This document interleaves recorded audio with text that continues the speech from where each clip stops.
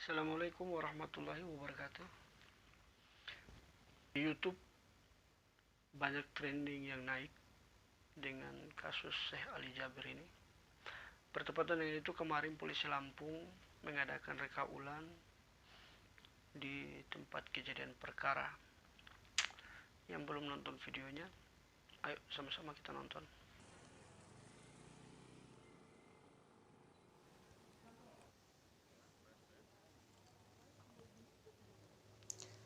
Pelaku penusukan terhadap ulama Syekh Ali Jaber saat berceramah di Lampung sebelum terkait dengan jaringan terorisme. Kata Kepolisian dan Badan Nasional Penanggulangan Terorisme (BNPT). Hal itu lantaran berdasarkan pemeriksaan bukti dan penelusuran profil tersangka, penyidik tidak menemukan pernah ada komunikasi dengan kelompok teroris. Namun polisi menyebut ada unsur kebencian dalam diri pelaku sehingga melakukan aksi tersebut. Sementara pengamat terorisme Ridwan Habib mengatakan motif kebencian terhadap ulama, terutama yang menyuarakan persatuan dan perdamaian, hanya dimiliki oleh kelompok Jamaah Ansharud Daulah atau JAD. Ia menyarankan polisi menggali lebih dalam apakah insiden tersebut hanya sebatas tindak kriminal murni atau tidak. Kepolisian Lampung mengatakan mereka merampungkan proses rekonstruksi kasus penusukan terhadap Syekh Ali Jaber pada Kamis siang tanggal 17 September 2020 di lokasi perkara, yakni Masjid Falahuddin Bandar Lampung. Juru bicara Polda Lampung, Jahwani Pandra Arsad, mengatakan setidaknya ada 17 adegan yang diperagakan pelaku. Tersangka berinisial AA disebut polisi dalam keadaan sadar dan mengaku perbuatannya. Motifnya karena rasa kebencian dalam diri pelaku ketika melihat tayangan sang ulama berceramah. Kami tanya berkali-kali mengapa menyerang, dia menjawab karena merasa terbayang-bayang oleh kehadiran Syekh.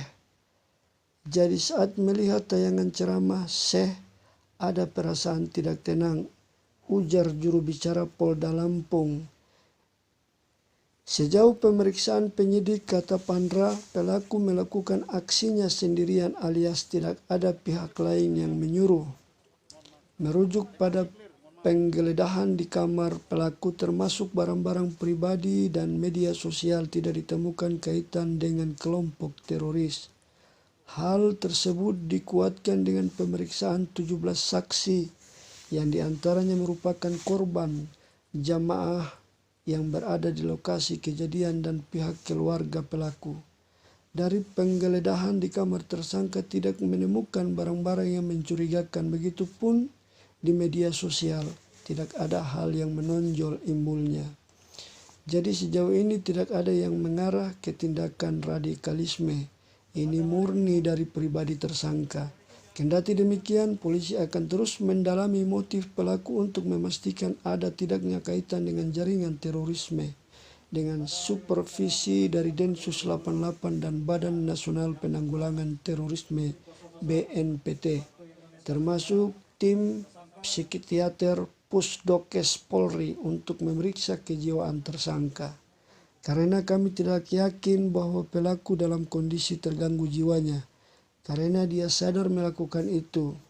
Senada dengan Polda Lampung, Kepala Badan Nasional Penanggulangan Terorisme BNPT, Boy Rafli Amar, menyatakan sejauh ini tidak ditemukan keterkaitan dengan jaringan teroris dan radikalisme.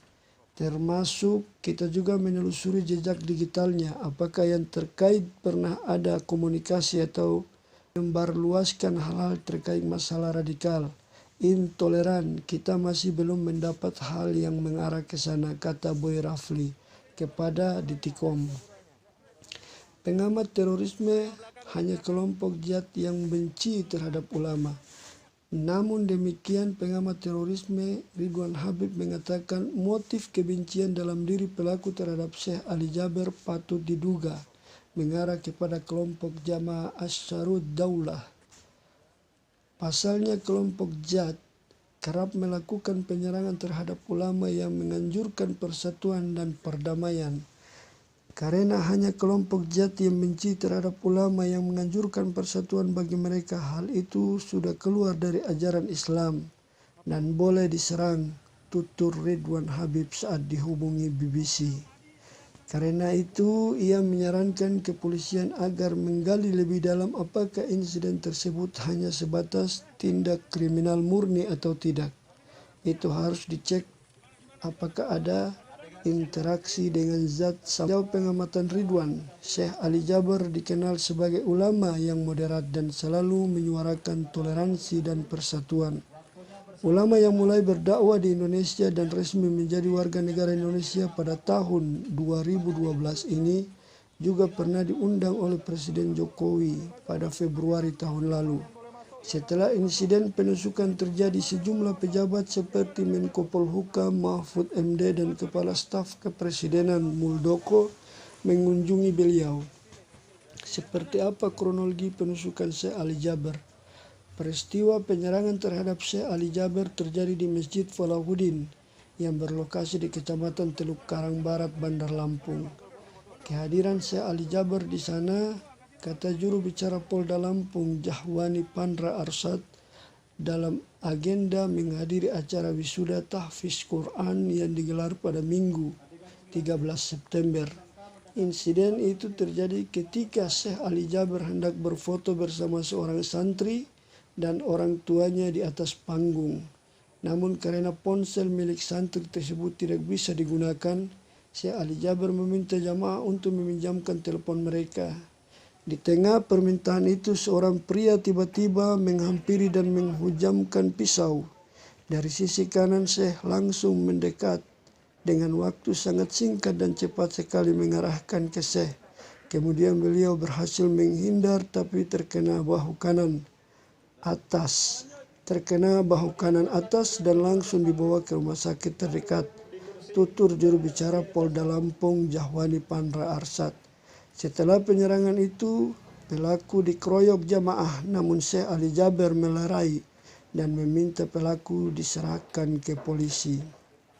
Dari lokasi kejadian, polisi menyita barang bukti berupa sebilau pisau yang biasa digunakan keluarganya, pakaian Syekh Ali Jaber dan pakaian pelaku.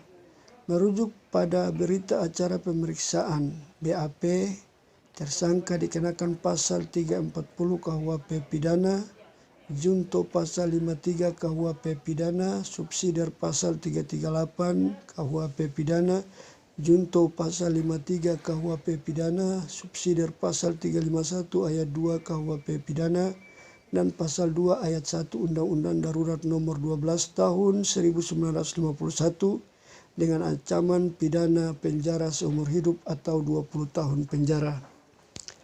Apa kata Syekh Ali Jaber?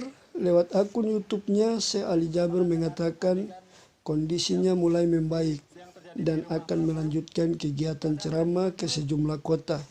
Ia pun meminta umat Islam tidak menjadikan musibah yang dialaminya untuk menjadi kesempatan memfitnah dan mengadu domba. Jangan saling mencelakakan, menjatuhkan, justru kesempatan bagi kita semua terus-menerus mendekatkan diri kepada Allah dan menjadi hamba yang tawakal dan waspada.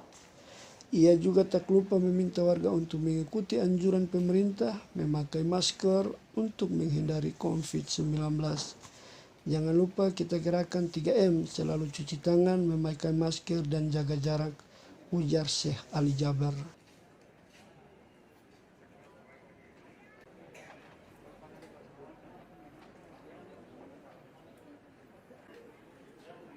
Kita telah melaksanakan kegiatan rekonstruksi daripada tersangka AA, seorang pria berusia 24 tahun yang beralamat di sekitar lokasi kejadian ini. Jadi di dalam rekonstruksi ini telah diperagakan daripada 17 adegan sebagaimana yang dituangkan tersangka dalam berita acara pemeriksaan pada saat pasca kejadian dan juga selama penetapan tersangka. Jadi artinya ada 17 adegan yang sesuai dengan berita acara. Juga tadi kami juga disaksikan oleh dari jaksa penuntut umum yang mana kami sudah mengirimkan SPDP kepada Kejaksaan Negeri Kota Bandar Lampung. tersangka AA memang dalam keadaan ya sesuai dengan apa yang dilakukan gitu pada saat kejadian tersebut. Dari rekonstruksi ini sendiri terlihat ada yang menunggangi atau kelompok-kelompok sendiri itu Pak Kabid? Ya, ini adalah saat ini kan kita melaksanakan rekonstruksi ya.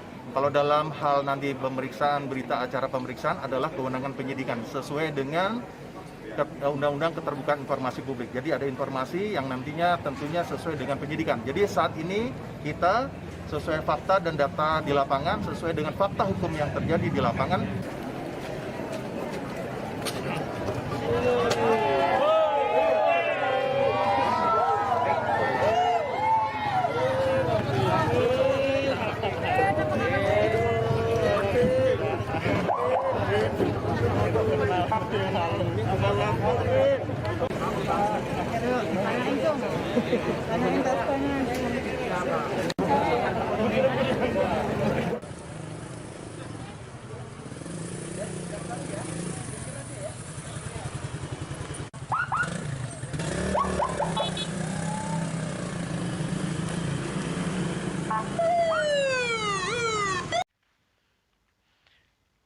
Itulah video reka ulang yang digelar oleh Kepolisian Lampung, dan banyak masyarakat yang berdatangan untuk menyaksikan hal itu karena mereka penasaran sampai sejauh mana kasus ini.